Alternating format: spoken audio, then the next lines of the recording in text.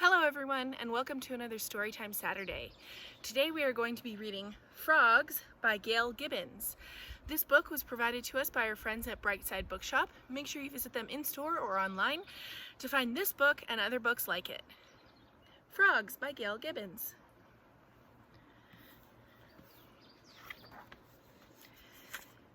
It is springtime at a pond. A jelly-like cluster of eggs floats among the water weeds at the pond's surface. These eggs are the beginning of frogs. A breeze ripples the surface. The floating clump of eggs is called frog spawn. Frogs lay their eggs in water or wet places. Otherwise, the eggs could dry up and die. These eggs do not have hard shells. They are inside jelly-like coverings. As they float, the jelly lets the sun's warmth come through to the eggs' insides. Not all the eggs will survive. Most of the time, the large and slimy mass of eggs is too slippery and too big to be eaten. This is nature's way of protecting them. But some of the smaller clusters of eggs will be eaten by creatures living in or near the pond.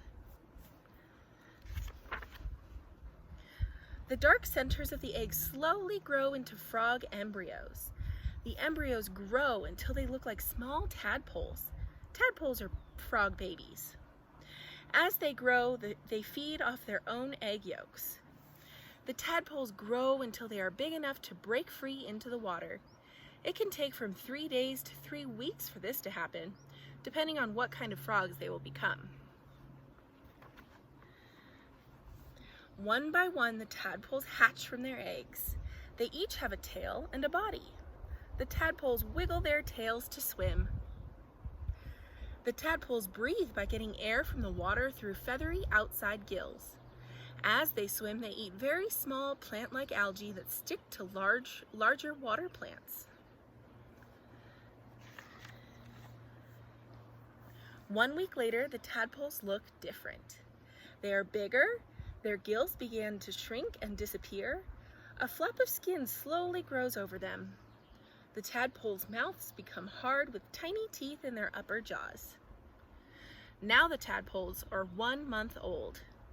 New gills inside the tadpoles take oxygen from the water. Their tails are wider for stronger swimming. Something wonderful begins to happen. At the base of their tails, bulges appear. This is where their hind frog legs are growing. At 2 months old, the tadpoles dart about the pond as they eat. They are mostly vegetarians and eat mainly plant life. The tadpoles get bigger. Now they have hind legs. Behind their heads, bulges appear where the front legs are growing.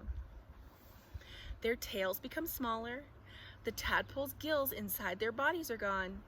They have grown lungs to use for breathing. Now and then they wiggle to the surface to breathe in air.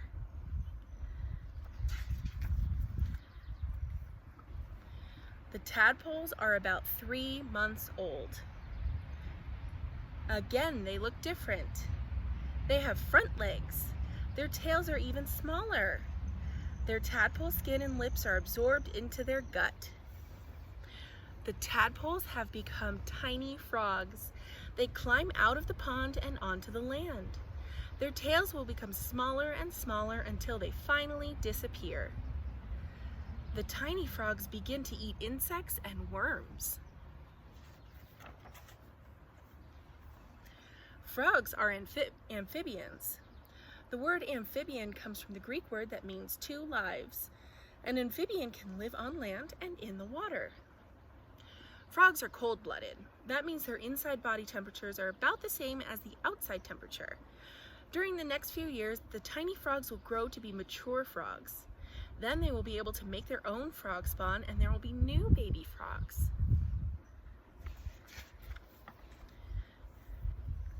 Frogs have many body parts. I see the ear, the eye, the nostril, teeth, the tongue, front leg, 4 toes, webbed feet, 5 toes, back legs. Frogs don't hunt for food. Their big eyes are on top of their heads so they can see almost all the way around. They stay very still. When something flies or crawls or swims nearby, their long, sticky tongues dart out to catch it. They swallow their food whole. Frogs that swim use their powerful hind legs and webbed feet to push them through the water. Frogs have 2 sets of eyelids. One set is transparent so they can see through them.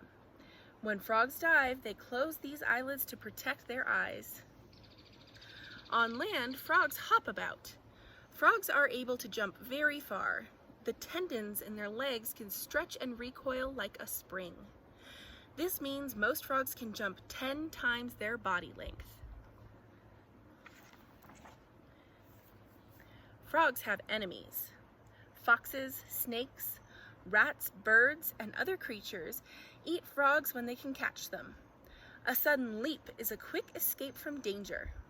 For protection, some frogs have skin glands that make them taste bad or make them poisonous. Sometimes their skin color hides them from enemies. This is called camouflage. Croak. Frogs make different sounds. Often, male frogs call their mates this way. They pull air into sacs at their throats. The air sacs expand to look like bubbles. When frogs force the air out of their air sacs and into their lungs, the air passes over their vocal cords, which vibrate to make sounds. They make different calls that mean different things. Sometimes frogs are very loud.